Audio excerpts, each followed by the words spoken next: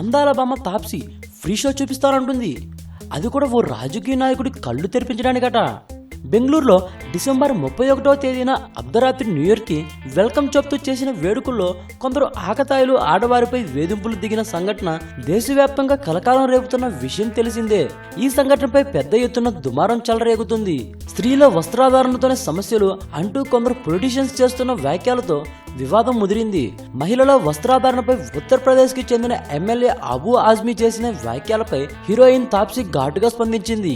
ఇలాంటోళ్ళ mind set మారాలి, అబూ ఆజ్మీకి కావాలంటే నా సినిమాని ఫ్రీగా చూపిస్తా అంటూ సోషల్ మీడియాలో వ్యాఖ్యానించింది.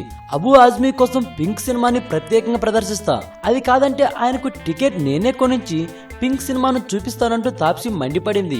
ఈ పింక్ చిత్రం లైంగిక వేధింపుల మీద తెరకెక్కించిన చిత్రమేనని ప్రత్యేకంగా చెప్పాల్సిన పని లేదు కదా అన్నట్టు అబూ ఆజ్మీకి ఇదేమి కొత్త కాదు.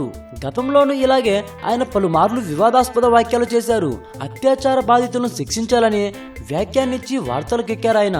అబూ ఆజ్మీ ఎవరో కాదు, నాగార్జున సూపర్ సినిమాలో హీరోయిన్ గా నటించిన ఆయేషా టాకియా మామగారే. ఈ వీడియోపై మీ విలువైన కామెంట్స్ ని మాతో షేర్ చేసుకోండి. అండ్ ఇంకో విషయం, సబ్స్క్రైబ్ చేయడం మర్చిపోకండి.